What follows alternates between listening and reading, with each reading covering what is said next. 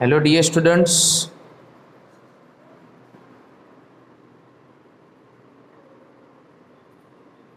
Chapter number 11 में हमने जो हीट एक्सपांशन का टॉपिक देखा था उसमें टोटल 3 एक्सपांशन थे। एक था लीनियर एक्सपांशन, तो एक लीनियर एक्सपांशन का, एरिया एक्सपांशन का और वॉल्यूम एक्सपांशन का एक फार्मूला आज देखना है। तो फिर से एक बार लेते हैं। लीनियर एक्सपांशन का फार्मूला था delta L divide by L is equal to alpha L into delta T. So that delta L is equal to क्या होगा, अल्फा एल इंटू एल और डेल्टा टी। डेल्टा मतलब डिफरेंस, L2 माइनस L1 लिख सकते हैं। यहां पे हो गया अल्फा 1, यहां पे जो लेंथ हो इनिशियल लेंथ लेते हैं L1 और यहाँ पे हो गया T2 minus T1, T2 minus T1। Okay, so L2 minus L1, उसमें जो L1 है L2 को यहाँ पे सब्जेक्ट बनाते, L1 को इस साइड पे ट्रांसफर करते, तो L1 हो गया alpha L into L1 T2 minus T1। So that दोनों में से क्या कॉमन, L1 कॉमन। सो L1 1 plus alpha L T2 minus T1, 1 plus alpha L T2 minus T1। तो इसमें हम जानते हैं अल्फा एल को तो हम क्या बोलते हैं, coefficient of linear expansion, coefficient of linear expansion. वैसे ही similarly area expansion, for area expansion a formula को हमें लिखना है। So A2 is equal to A1 1 plus 2 alpha L होगा और होगा T2 माइनस T1। क्या होगा, 2 अल्फा L और T2 माइनस T1। वैसे ही सेम अगर वॉल्यूम एक्सपांशन के लिए लिखना हो, वॉल्यूम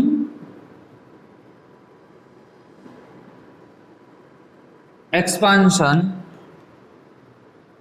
यहां पे हो गया V2 is equal to V1 1 plus 3 alpha L और T2 minus T1, T2 minus T1।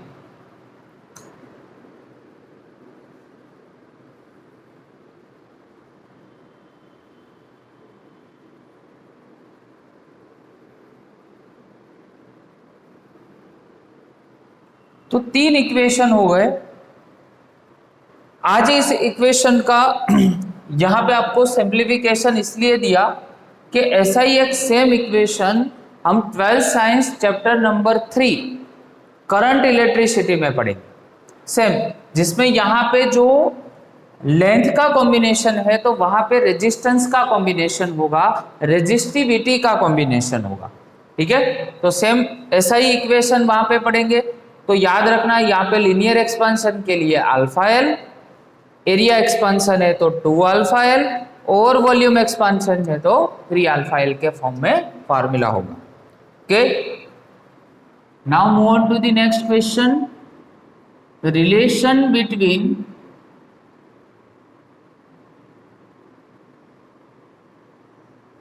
relation between alpha v and alpha l, alpha V और अल्फा एल के बीच का relation.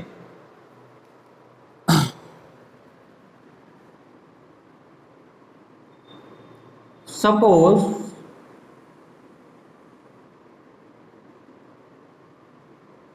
The volume of cube V is equal to L cube. Volume of cube क्या होता है? V is equal to L cube.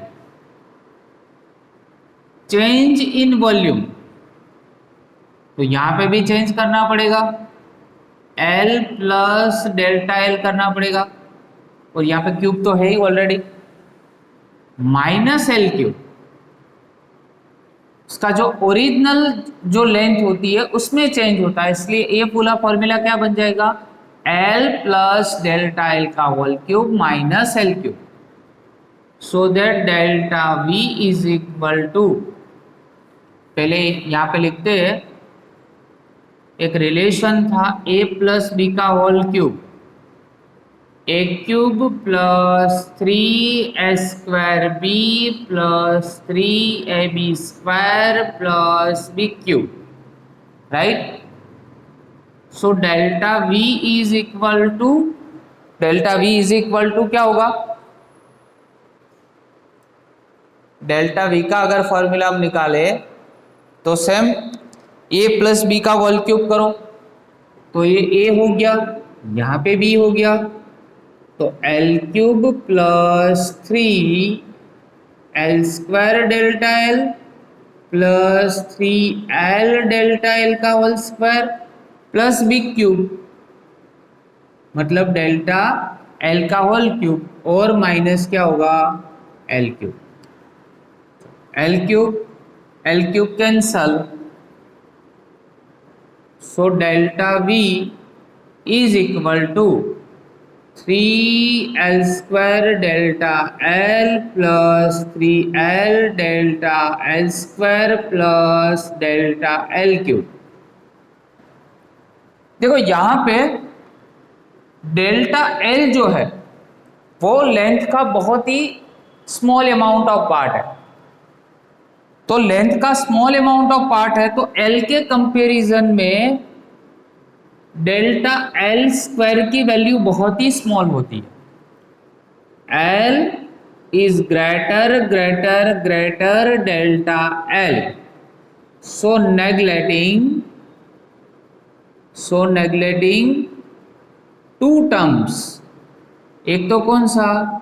3l delta L square and delta L cube, ये दोनों terms है वो बहुत ही स्मॉल अमाउंट ऑफ है इसके कंपैरिजन में, क्योंकि देखो यहाँ पे डेल्टा L का होल स्क्वायर है और यहाँ पे डेल्टा L का होल क्यूब है, तो L के कंपैरिजन में बहुत ही स्मॉल है, तो ये दोनों को यहाँ पे क्या कर देते हैं? एलिमिनेट कर देते हैं। सो यहाँ पे कौन सा टर्म रह जाएगा? 3l² into delta L, but we know that delta L divide by L is equal to alpha L into delta T, so that delta L is equal to क्या होगा? Alpha L into delta T। So putting this value over here, so delta V is equal to 3l² alpha L into delta T, right? So delta V is equal to क्या होगा? 3 alpha L होगा, 3 alpha L² into L तो हो गया L cube into हो गया delta T। चलो अभी L क्यूब है उसको तो हम क्या बोलते हैं? V बोल सकते हैं, वॉल्यूम। L क्यूब को हम क्या बोल सकते हैं? Volume. So delta V is equal to, delta V is equal to 3 alpha L, ये हो गया V इंटू डेल्टा T, अभी इसको कंपेयर करो किसके साथ, delta L is equal to alpha L, और यहाँ पे क्या हो जाएगा L इंटू डेल्टा टी, हमारा लीनियर एक्सपांशन है उसके साथ। तो अगर यहाँ पे अल्फा एल की वैल्यू आपको लेनी हो लीनियर कंपैरिजन के साथ, लीनियर एक्सपांशन के साथ, तो कितना होगा, 3 अल्फा एल की वैल्यू होगी, 3 अल्फा एल वैल्यू मिलेगा। और एक टर्म और भी लिख सकते हो। सो जो यहाँ पे आपको वैल्यू बन रही है वो कौन सी होगी, 3 अल्फा एल है, उसको अल्फा वी भी हम बोल सकते हैं, वॉल्यूम एक्सपांशन, राइट। तो रिलेशन क्या है यहाँ पे, तो लीनियर एक्सपांशन जो है और वॉल्यूम एक्सपांशन है उसके बीच का रिलेशन आया alpha V is equal to 3 alpha L. ये दोनों का कंपैरिजन करेंगे फर्स्ट और सेकंड का, ठीक है, तो आपको कंपैरेटिवली वैल्यू कितनी मिलेगी, so alpha L alpha V is equal to 3 alpha L. जो ऑलरेडी हमने जब वॉल्यूम एक्सपांशन आपको करवाया, वॉल्यूम एक्सपांशन करवाया, तब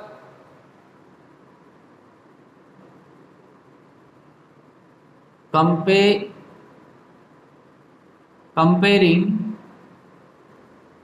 इक्वेशन 1 एंड 2 क्या होगा, alpha V is equal to 3 alpha L. जब वॉल्यूम एक्सपांशन करवाया तब हमने डायरेक्टली लिखा था, आज हमने इस लेक्चर में प्रूव कर दिया कि alpha V is equal to क्या होता है, 3 अल्फा एल होता है, राइट। तो आज हमने लीनियर एक्सपांशन, वॉल्यूम एक्सपांशन और एरिया एक्सपांशन का और एक फॉर्मूला देखा, और इसके साथ रिलेशन देखा अल्फा वी और अल्फा एल के बीच। Okay, thank you very much.